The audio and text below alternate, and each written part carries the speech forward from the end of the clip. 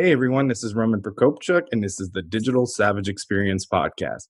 Today I have with me Bryan Clayton. Bryan is the CEO and co founder of GreenPal, an online marketplace that connects homeowners with local lawn care professionals, as well as having industry experience selling a company in the space. So, really interesting story, and thank you for joining me today. Hey, Roman, thanks for having me on, man. Great to be here. My pleasure. So, tell me a little bit about your journey. How did you get to where you are today? Yeah. So I was drug kicking and screaming into entrepreneurship by my father when I was 15 years old. He forced me to go mow the neighbor's yard on a hot summer day one day because he was tired of looking at me playing Mario Kart on the couch. And so he made me go cut the neighbor's grass because he negotiated the price, he negotiated the terms, and I went over there and mowed it. And after that, I was hooked on entrepreneurship. By the end of that summer, I had like half a dozen lawn mowing customers in the neighborhood, and I stuck with that lawn service all through high school, all through college, and actually grew it into a real business. When I graduated college, I had to make a decision: was I going to stop mowing grass and go take a job in the job market and take a pay cut, or was I just going to double down on this lawn mowing business? Luckily, I did, and I just kind of figured it out as I went. Over a 15-year period of time, I grew that into one of the largest landscaping businesses in the state of Tennessee. Over 150 employees, $10 million in revenue. And in 2013, it was acquired by one of the largest landscaping companies in the United States. So taking that business from 0 to 10 million in revenue, just myself and a push mower to 150 people, I learned a lot about how to just build a company from scratch and things like leadership, management, marketing, operations, just all the hard way, just through trial and error. And after I sold that business, I took a year off, about 6 months off, and I retired. And I just wanted to get back in the game. I wanted to start something else. I knew that I needed to be working on something. And so I recruited two co founders and started working on GreenPal, which is like the Uber for lawn mowing. It's a platform marketplace that connects homeowners with local lawn care services, and been doing this about 7 years. Nice. And how is kind of like the current global situation, or at least in the US, obviously different states are at different, levels of lockdown or, things in terms of not being able to be done. How is that impacted the whole, company? Yeah. So if you were in the crosshairs of COVID, my heart goes out to you. If you're in travel, restaurant, accommodations, anything like related to those industries, you got hollowed out by this. Luckily for us, it's actually helped our business. We're going to do $20 million in revenue this year, and so we're doubling every single year, and we're going to hit and actually surpass our targets a little bit. So we're kind of riding the wave of this contactless ordering, kind of invisible commerce. Postmates, Instacart, DoorDash, Uber Eats. These companies are all having like record banner years and raising tons of capital on the back of that. And so we kind of have the wind at our back in terms of people just they don't want to like give a grass cutting service cash and meet with them face to face anymore. They know that they can get on Instacart and get their grocery shopping done, so they're looking for ways to get this other chore done, and just stumbling across our website or our mobile app and actually using it and trying it, even though they never heard of it. So it's actually helped us, luckily.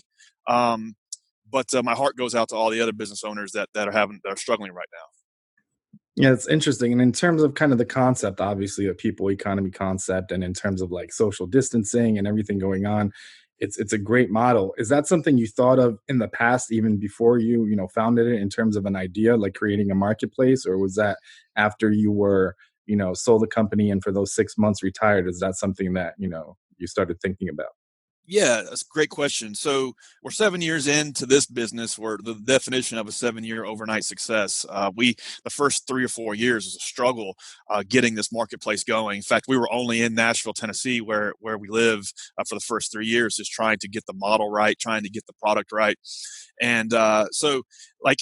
It has iterated along the way, but the vision, like in 2013 to what it is today, is no different. Like the idea of it just should be easier to get this like chore done than it is. Like you shouldn't have to call around all over like Google or Facebook or Yelp. You should just be able to push a button and get it done.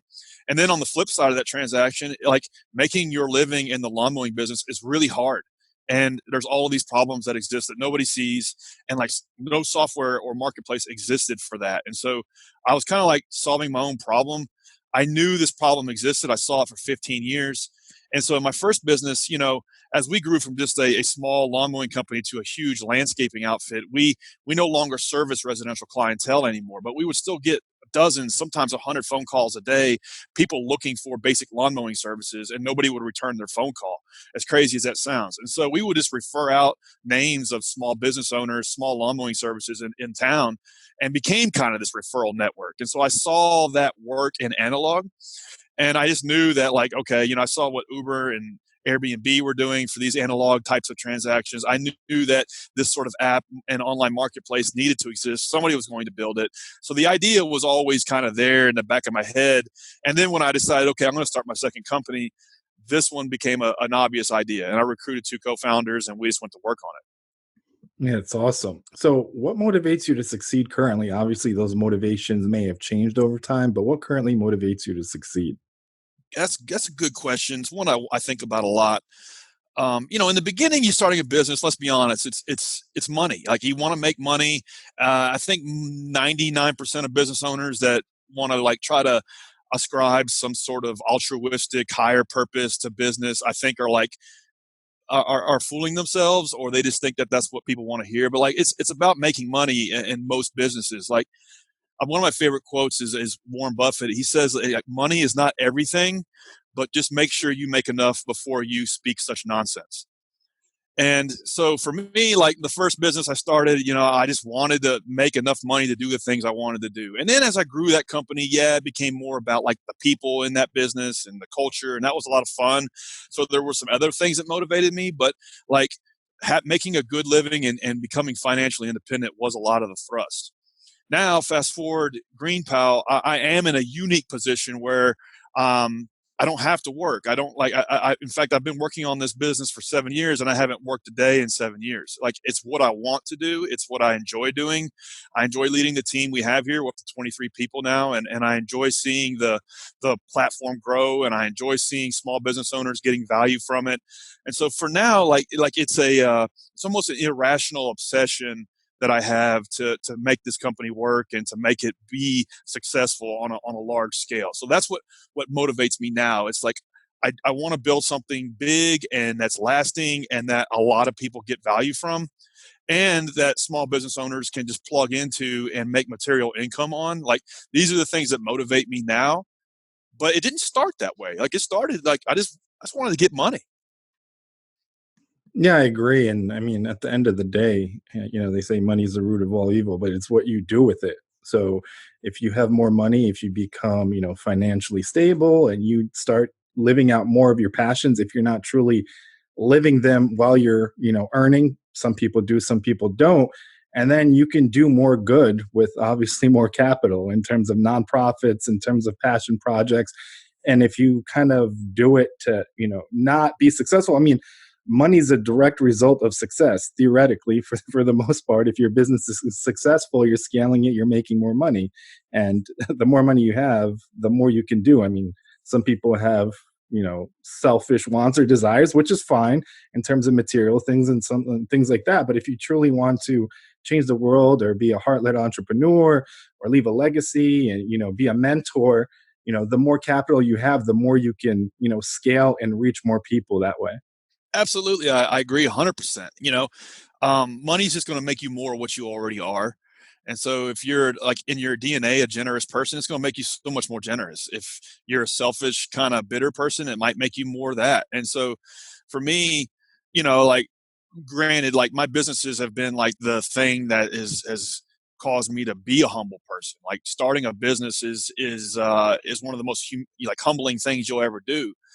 But now this business is going well. I'm able to take a step back and do some mentoring, do some coaching for free for other business owners here in Nashville, where I live, as a hobby, and that's a lot of fun for me. Anybody from, like, I just started coaching this guy who is starting a woodworking shop, and he just quit his full time job, and he's making this artisan like craft furniture, and I'm like teaching him about processes and scalability and repeatability and marketing and all these things. And it's a lot of fun seeing him succeed.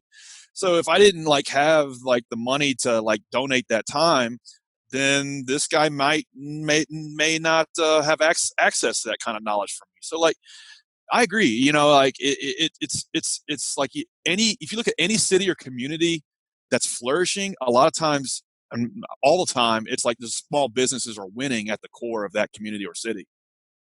Yeah, I agree. So, what's one thing you may have seen as a weakness in yourself in the past that you've turned around and utilized as a strength today? Yeah, a lot of weaknesses. I'm like the hardest working lazy person I know. Like when it comes to like getting in the trenches and hustling, like I will grind. But it's I can also be lazy. Like I can have like days, weeks, months where I'm just lethargic. So one thing that I have done that's helped me kind of like stay consistent and keep the momentum is I'll put these forcing functions in front of me that I have to kind of like trip over. And so, for example, like in our current business, GreenPal, I know the value of PR. I know like how important PR is uh, to getting this platform to grow. But I hate reaching out to journalists. I hate doing outreach. I hate the things that go into it. So I just don't do it. But I have a coach that I've hired and she makes $250 an hour that coaches us on our PR strategy. And so I have to meet this lady like once every 2 weeks and do a session with her and like talk about what we're doing on as far as PR. And just that accountability of knowing I'm going to give this lady $250 for an hour of her time, that is a forcing function that causes action upstream. And so it's an example of taking like a weakness and like turning it into a positive, and now we're getting all of this stuff done. We have a really good PR strategy, and it never would have happened if I kind of just had done it half-assed to begin with. So it was almost like the reckoning of knowing that I wasn't getting done, that I then put in this forcing function. Now we've got a really good strategy going. And so that's something I do in my personal life, my business life. Like I'll hire coaches or consultants or people that are really good at what they do, and they just kind of like are placed in my calendar and placed in my path that cause me to do the things we're supposed to be doing, myself personally and also my team. Yeah, and it's one of those things I think everybody can get unmotivated or lazy at times or take your, foot off the pedal. Like you have a certain level of success where things are going great. Let me just like reward myself and get a little complacent. I think it's human nature to do so and get very comfortable, Right. but then kind of recalibrating that, getting yourself out of your comfort zone. And someone may not want to do every component of business. I mean, you may not enjoy, like there's a lot of outreach and booking and behind the scenes things to book an interview or a media appearance or find the right show. So there's a lot of that goes into it, and having a strategy and fulfilling it is the key. I mean, then if you actually start something, you can pivot, you can see your findings. But if you don't have anything in the market or a plan or a strategy, you can't really do anything with it, and then taking advantage of what you're given. So Right. me personally, I have this show. I mean, I have a business as well, and then other things that I do, but I go on a lot of interviews as well. And I could have just been like, okay, well, I'm going to take my foot off the pedal during this whole lockdown and stuff. So, since March, I've done about 50 interviews. So if I didn't take my foot off the pedal and then got opportunities, because everybody's more reachable, they're at home, they don't mind. And Right. in this sense, you can scale and reach people that you may have not normally, reached as, to have a guest on the show or to be on that, media outlet. Absolutely. And like I love guys like Tony Robbins and another guy I read is Jim Rohn. And like they all talk about goals. You got to set goals. If you don't have a goal, you can't win. And that's great. Like we need to have goals. But man, nobody talks about the grind that goes into getting that goal and how you're going to hold yourself accountable to that grind. And like for me, it's like it's the output metric, whatever that goal is, but it's the input metrics that go into that goal. So maybe your goal is you want to double sales this year for your business. It's like, okay, that's a great goal. Let's get it. Well, okay, what are the input metrics that are going to go into doubling sales? Okay, well, all right, we get our customers via word of mouth. Okay, well, how are we going to spur more word of mouth? Well, okay, we could maybe somehow encourage people to refer people. Okay, all right, well, how are we going to do that? Well, we need to like build this referral engine. Okay, what are the things we need to do to build a referral engine? Well, first thing we need to do is sketch it out or look for a SaaS solution. Like these are all the little things you need to do to like get there. and then hold yourself accountable to doing those input metrics is how you can achieve the goal. And I mean, first, yeah, you got to start with a goal, and that's what everybody says. Okay, that's great, but like, what are the things you're going to be doing on a daily basis to inch your way there? Is the stuff that kind of also like gets glossed over a lot. And for me, like, I'm not the most motivated guy, so like I have to put in forcing functions to hold myself accountable to do those input metrics on a daily basis. Yeah, and I think it's important to get those goals out of your head because Yeah. oftentimes 20, 30, 40 years ago or down the line, somebody still has that idea in their head. What if, I started this company or ran with it or built this? So I think to achieve any level of success, regardless of the size of your company or if you're a solopreneur, it's speed. I mean, that's one of the things you have as leverage as, a small business owner, having a company or an individual. The faster you can get that idea out and test it and then pivot or scale it is the faster that you can, get to where you want to go. Yeah, the time's going to go by regardless. If we're lucky enough to live the 10 years it takes to start a company, you got to like you can't beat yourself up about how long this is going to take.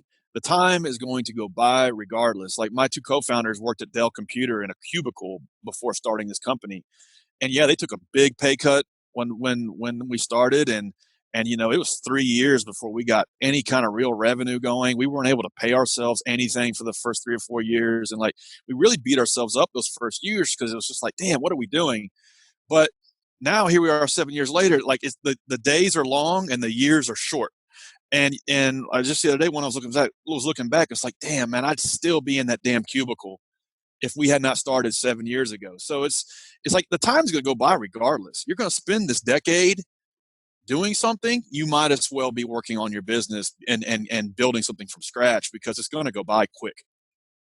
Yeah, and when you start, if I look back in terms of starting my podcast, if I could, I would have started it 5 years prior to when I started, Hmm. just because of one, competition, two, I had all these preconceived like things that I was concerned about, like the technical back end of it, the editing, the promotion of it, the time consumption, the syndicating it to all the platforms. And it was just like, yeah, I want to do it, but then, I'll push it back. And it's one of those things where if you're comfortable, you keep pushing it back and keep pushing it back, Yeah. but you could have had all that time to scale and grow. And how much bigger can you have done something or pivoted to something else in that time that you kind of, pushed it back? Yeah, exactly. And you just nailed something that trips up a lot of people, myself included, is you get overwhelmed with all the crap that doesn't matter. Like you said, how am I going to syndicate it? Well, how am I going to make the video like 1080 HD or whatever, and like all this stuff you don't know. Like, you got to look at like the founder of Airbnb. He gave a talk one time, and he had a good analogy. He's like, look at business like a video game, and well, I don't play video games. Well, we all play Super Mario Brothers, and you remember like that first level. The first couple times you tried it, you couldn't get past it. It was a little hard, but just get started on that first level. You don't even need to worry about level 3, 4, 5, and 6. You don't even need to worry about Bowser at the end of level 12.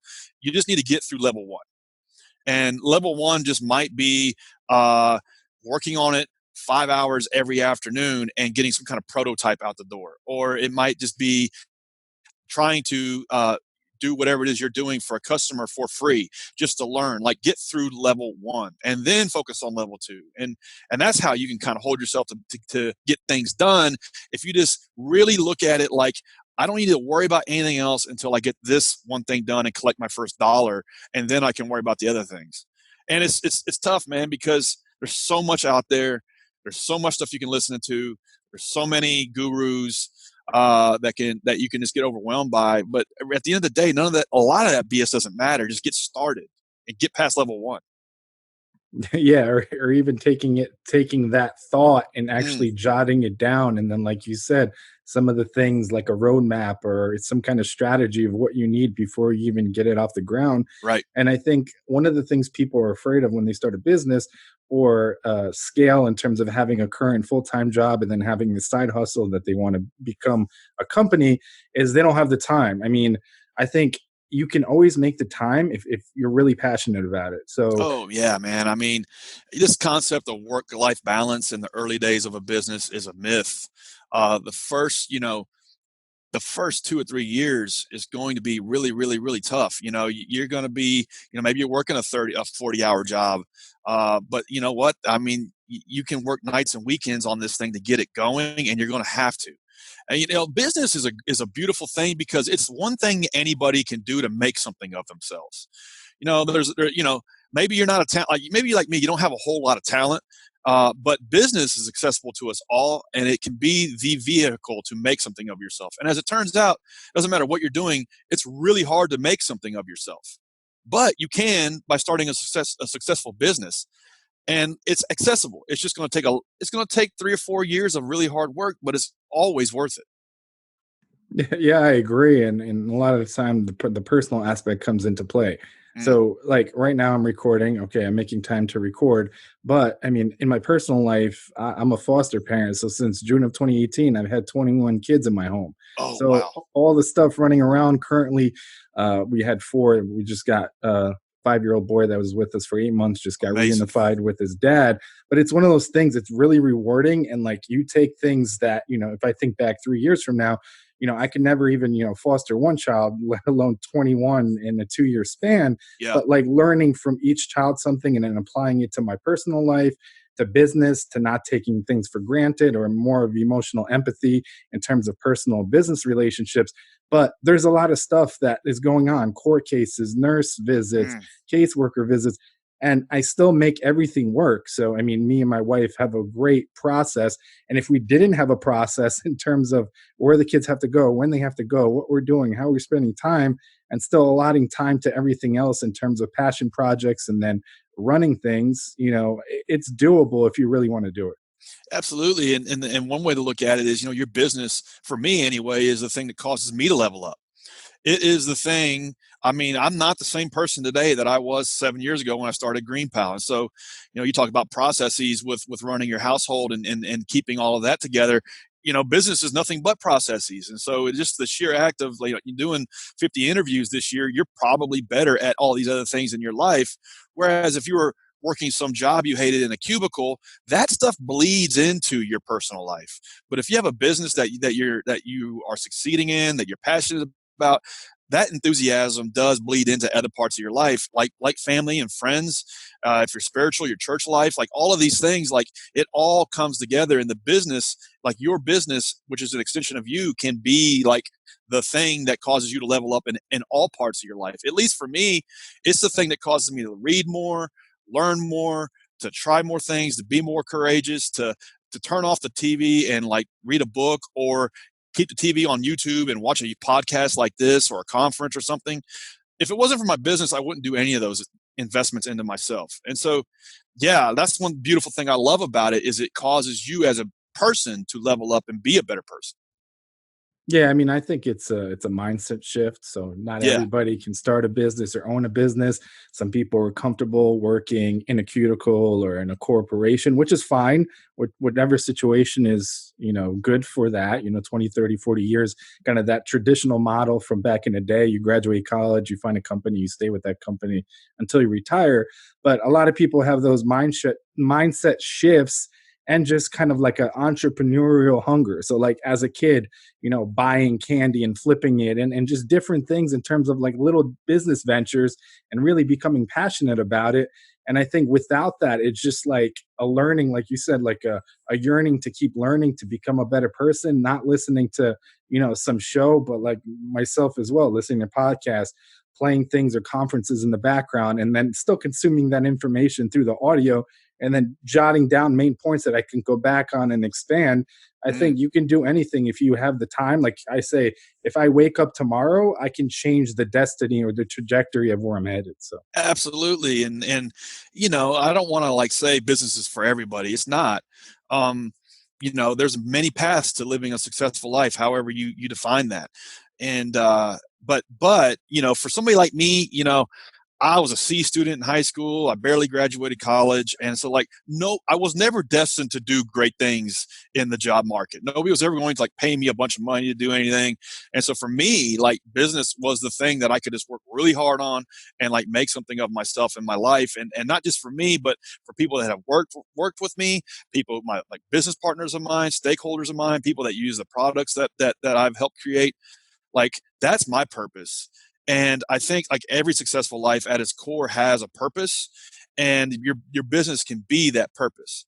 But I'm not knocking people that are like whoever was hire 3, 4, 5, 6, 10, 100 at Uber is living a great life. So I mean, there's multiple paths to success. For me, this was the one that worked for me. Yeah, I agree. So, what's one piece of advice you can leave with the audience, personal or professional? Yeah. We can keep it related to somebody maybe just who's listening to this that is working a job that they're not fulfilled by, they don't like, and they have this idea for something. And you know, my advice is like to have a bias towards action. Spend less time planning and more time doing, because it's only when you try something and it doesn't work is when you learn. Like I'm always meeting with entrepreneurs and business owners, and they get like perplexed and like paralyzed almost by analysis. And yeah, you do want to like sharpen the saw before you start chopping down the tree, but at the end of the day, like holding yourself accountable to have a bias towards action to get started. And then as you get through your first year and 10 years, like maintaining that bias towards action, like, okay, let's try it out, let's experiment, and like not even like think about what the results are going to be, only to like learn. And that's the way to like get over that hump to get started. Like it's not what you get, it's what you become. And by doing, you become something different. By just like planning and thinking and writing and even like learning, like yeah, that's great, but you're not going to become anything doing that until you try something and fail. And it's okay to fail, but just get started. Yeah, I agree. And whatever you had planned for your life maybe 10, 15 years ago, it for most people, it doesn't go how you plan. So like That's very true. taking that action and running with it. One of my favorite quotes is, everybody has a plan until they get punched in the mouth. Love So it. like I think Mike Tyson said it, and it's like, Yeah, those are the most important points, because a lot of people give up hope, say, this is dumb, let me quit this because it's too hard. But you had an initial plan. Okay, cool. What are you going to do? Are you going to get up? Are you going to learn from that, setback? Are you going to pivot? It's, you can plan, like you said, as much as you want. You can get your product or business as perfect as you want before launch, but there's never going to be perfect. You need to launch it and see how the market reacts, what the exactly. feedback is, what the data, and then you can do something with it. Either scale it, pivot it, do something with it. But, you will have challenges, you will have those punches, and you can have the most planning you want. You can have a business model based on, machine learning and artificial intelligence telling you all those scenarios, but there's always going to be that unknown. Exactly. The way to win is to not give up. It's an infinite game. It's going if it takes you the rest of your life to make this work, so be it. That's the mentality you have to approach it as in the beginning. Yeah, I agree. And if you look at a lot of the fortune companies in their industries, like their main reason why they're here is they outlasted. Exactly. Some of them didn't necessarily innovate. They just Yeah. outlasted their Exactly. competitors. So, Exactly. That's the way to win, is to not give up. The first year, 2, 3 years are going to be the hardest. Just know that, but it'll be worth it because the time's going to go by anyway. yeah, I agree. So, I really appreciate you stopping by today. Can you let the audience know how they can find you? Yes, sure. So anybody listening to this doesn't want to cut your grass, you can download GreenPal in the App Store or Play Store, or go to yourgreenpal.com. Anybody that wants to, reach out to me, you can email me, brian@yourgreenpal.com, or just find me on LinkedIn. And I love giving feedback to business owners and entrepreneurs. So hit me up with your question. I'll be happy to respond. Awesome. Thanks again for stopping by. My pleasure. Thanks for having me on. I enjoyed it.